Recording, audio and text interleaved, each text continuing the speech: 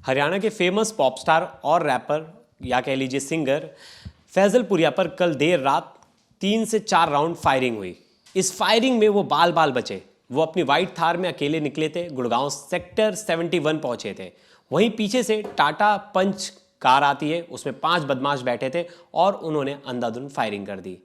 इस फायरिंग के बाद वो बाल बाल बचे और तुरंत वो पुलिस चौकी पहुंचे और वहां उन्होंने कंप्लेंट दर्ज कराई।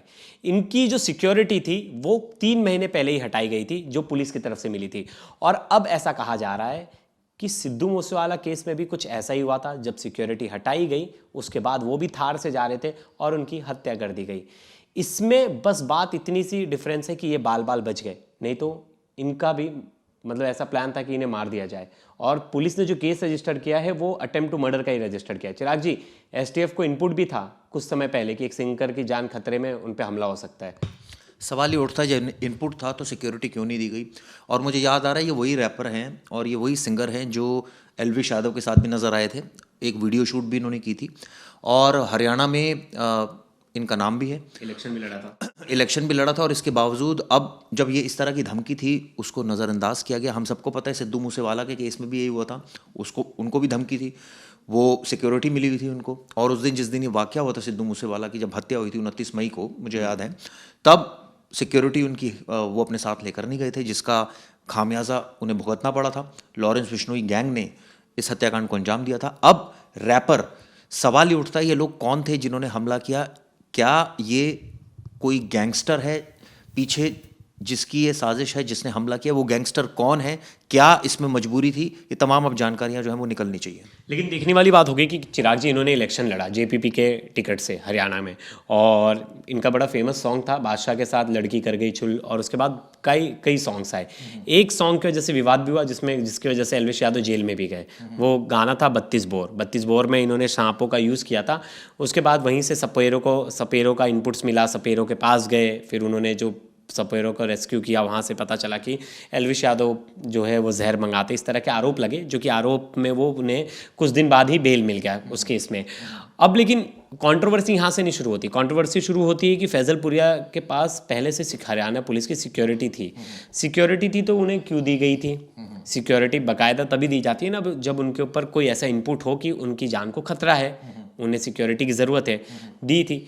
अब उन्होंने किसी और पार्टी से जब उन्होंने इलेक्शन लड़ा तो उनकी सिक्योरिटी 3 महीने बाद, अब 3 महीने पहले उनकी सिक्योरिटी हटा ली जाती है।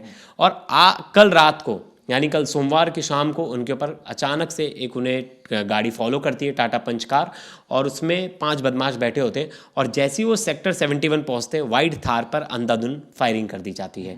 उसमें बस आप समझ लीजिए उनकी जान बच गई, नहीं तो अगर उन्हें 1-2 गोली भी लग जाती तो फिर आज पता नहीं था कि हम सेकंड केस देखते सेम सिद्धू मूसेवाला जैसा फैजल पुरिया। और देखिए, हरियाणा पंजाब में गैंगस्टर्स का इतना ज़्यादा इन्वॉल्वमेंट है सिंगर्स को लेके, और सिंगर्स पे पहले होता था बॉलीवुड में कब्जा था अंडरवर्ल्ड का, अब आप सेम सिचुएशन देख लीजिए। जो म्यूज़िक इंडस्ट्री है हरियाणा और पंजाब की, वहाँ पूरा कंट्रोल एक तरह से देखा जाए तो गैंगस्टर्स का है। जो उनके तरफ है ठीक है, नहीं है तो उसको गोली मार दो। लेकिन सवाल ये उठता है ना कि गैंगस्टर्स, ये तो कोई नई बात नहीं है, ये सबको पता है वाली बात।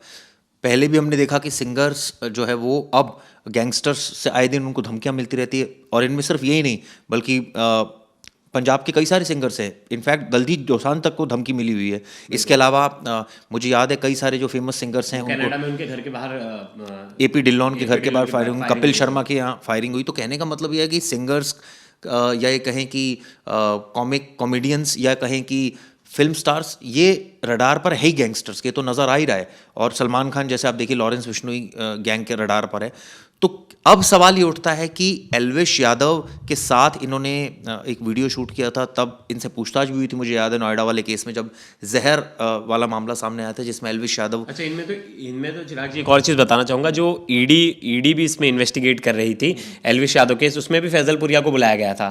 फैजल पुरिया से पूछताछ की गई थी। और फैजल पुरिया पहले भी मैंने देखा उनकी वीडियोज़, वो बॉडीगार्ड वगैरह लेके चलते थे, उनके साथ 2 ब्लैक बॉडीगार्ड्स उनके पर्सनल रहते थे, लेकिन वो बॉडीगार्ड उस समय थे नहीं जिस वक्त इनके ऊपर ये हमला हुआ। तो ये तो एक तरह से साजिश है, पता था इसका मतलब हमलावरों को कि आज इनके साथ बॉडीगार्ड्स, और अब तो आप खुद ही कह रहे सिक्योरिटी इनके साथ नहीं थी, इनके पर्सनल बॉडीगार्ड बेशक रहे हो लेकिन उस समय नहीं थे जब ये पूरा हमला हुआ।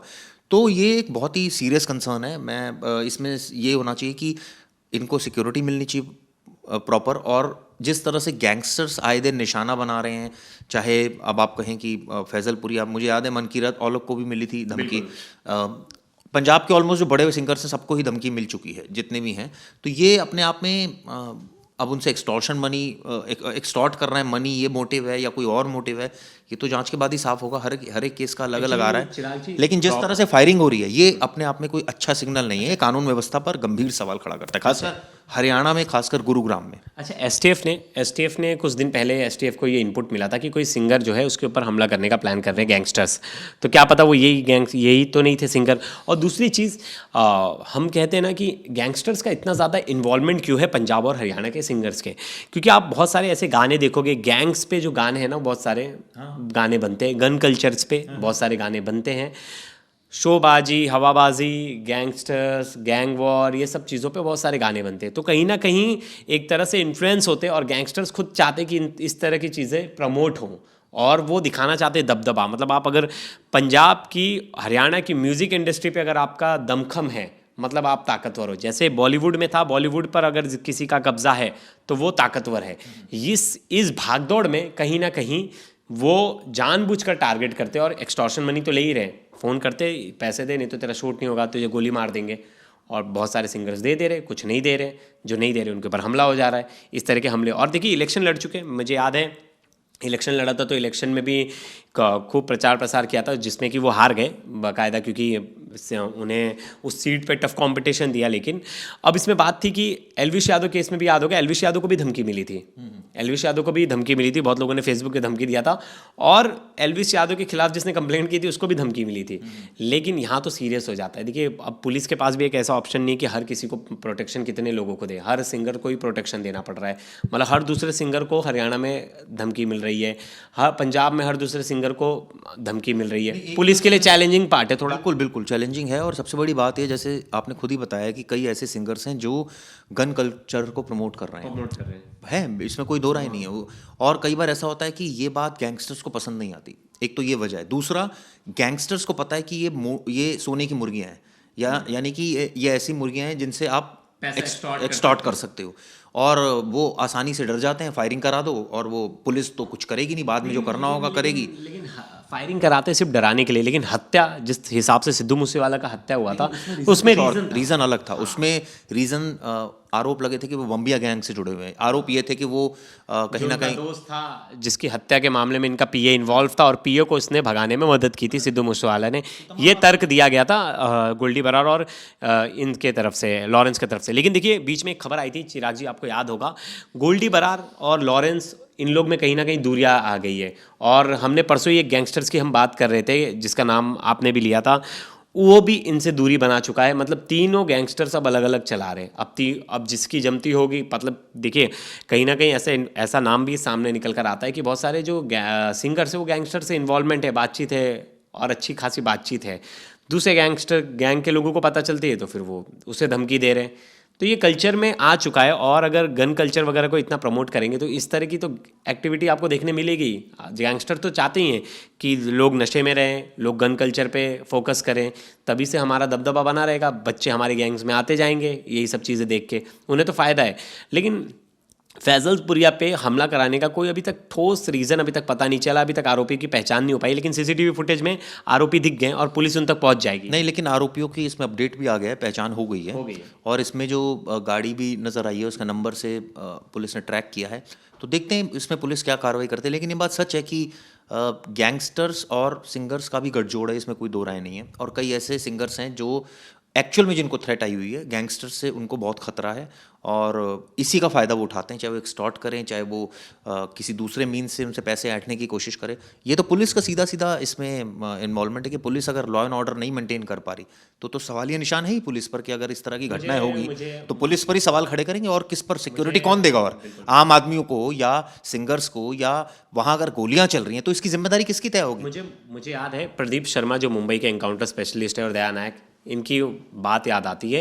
ये कहते हैं कि अंडरवर्ल्ड में जो डी कंपनी इन लोग का कब्जा था, इनका दबदबा तो था, अगर किसी गैंगस्टर्स का दबदबा ख़त्म करना है तो उनको ख़त्म करना पड़ेगा। अगर वो जब तक ख़त्म नहीं होंगे तो उनका दबदबा नहीं ख़त्म होगा। तो हरियाणा और पंजाब की जो म्यूज़िक इंडस्ट्री है उसमें अगर गैंगस्टर्स का इतना ज़्यादा इन्वॉल्वमेंट है तो गैंगस्टर्स को ख़त्म करना पड़ेगा, तभी जाकर ये सब चीज़ें रुक पाएंगे। इंटरेस्ट है ना, सभी पुलिस के भी वेस्टेड इंटरेस्ट है क्या? गुड़गांव में हो रहा है, गुड़गांव में हो रहा है, मतलब गुड़गांव सेक्टर 70 में हो रहा है, मतलब जो कि कितना पास है, कितना आप सोचिए दिल्ली में इंडिया गेट से कितना पास है, राष्ट्रपति भवन से कितना पास है, यहाँ इस तरह की गोलियां चल रही हैं, इस तरह से घटनाएं हो रही हैं, तो ये तो बहुत ही सेलिब्रिटी सेफ नहीं है। आप सोचिए एक सीरियस कंसर्न है, कानून और व्यवस्था पर गंभीर सवाल है। पुलिस का क्या काम है? पुलिस का काम फायरिंग रोकना ही है, पुलिस का काम यह है कि दबदबा रहे पुलिस का, गुड़गांव घटना ना हो। लेकिन बहुत ही शर्म के साथ कहना पड़ता है, गुड़गांव पुलिस तो बिजी है क्लब्स के देख रेख में ना, क्लब्स देख रहे हैं, क्लब 12 बजे बंद हो रहे हैं कि नहीं, लोग सही से घर जा रहे हैं कि नहीं, इन्हीं सब चीज़ों में रह रहे हैं। मतलब ये शर्म की बात है, अगर इस तरह की घटनाएं होगी तो पुलिस पर तो सवाल उठेंगे और कानून और व्यवस्था पर गंभीर सवाल उठेगा। आम आदमी के मन में एक डर पैदा होता है कि भाई ये यहाँ तो गोलियां चलती हैं, यहाँ तो सरेआम गोलियां चलती है, कोई कुछ करता ही नहीं है, पुलिस आरोपियों को पकड़ नहीं पाती है, या आरोपी का कनेक्शन गैंगस्टर से निकलता है, गैंगस्टर्स की हर जगह पहुंच है। क्या होता है गैंगस्टर के खिलाफ? हम सबको पता है गैंगस्टर्स अंदर बंद है तो उनके जेल में से भी एक्सेस कर रहे हैं, मोबाइल इजीली एक्सेस कर रहे हैं, और जेल से ही बैठे बैठे सुपारी दे रहे हैं, और पता चला जेल से ही बैठे बैठे किलिंग हो जाए। सिस्टम को चुनौती, हमने कितनी वीडियोस इस पर की है, ये तो सिस्टम को चुनौती है ना। या सिस्टम चाह रहा है ऐसा हो, या तो सिस्टम चाह रहा है ऐसा हो, कुछ तो चाह रहा है ना। मुझे जब कोई पूछता है कि ये लॉरेंस बिश्नोई कैसे बड़ा बना, तो मैंने बोला सिस्टम की वजह से बड़ा बना। वो जेल के जब वो जेल के बाहर था तब इतना तो फेमस था नहीं, वो जेल के अंदर जाने के बाद इतना ज़्यादा फेमस हो गया, और जेल के अंदर से जो उसको मोबाइल एक्सेस ये सब चीज़ें मिली, जिसके बाद उसने अपना नेटवर्क इतना तगड़ा बिल्ड कर लिया कि उस लॉरेंस बिश्नोई को बनाने वाला ही सिस्टम है। ये बात माने या ना माने, कई बार बोला नहीं कि रॉ के लिए काम करता है, इस तरह की बातें भी आती हैं सामने, कई आरोप लगते हैं इस तरह के। मुझे तो नहीं लगता कि उसकी हेल्प लेते होंगे, लेकिन हाँ भाई बात तो आती है, इस तरह के आरोप लगते हैं। लेकिन सिस्टम का बनाया हुआ ही है ये लॉरेंस बिश्नोई, और ऐसे कई गैंगस्टर्स हैं जो अभी भी खुलेआम जो अपनी ताकत का रसूख दिखा रहे हैं, किसी को भी गोली मार दे रहे, किसी पे भी गोली चलवा दे रहे। तो सिद्धू मूसेवाला केस के बाद ऐसा नहीं था कि ये सब कुछ थम गया है, फिर से एक नई तस्वीर सामने आ चुकी है, और अब इसके बाद देखना है कि पंजाब और हरियाणा पुलिस सच में कुछ करती है, या ऐसी एक के बाद एक दूसरे गैंगस्टर्स जो है वो सिंगर्स को टारगेट करते जाएंगे। तो दोस्तों, इस पर आपकी क्या राय है, ज़रूर कमेंट्स कीजिएगा। धन्यवाद।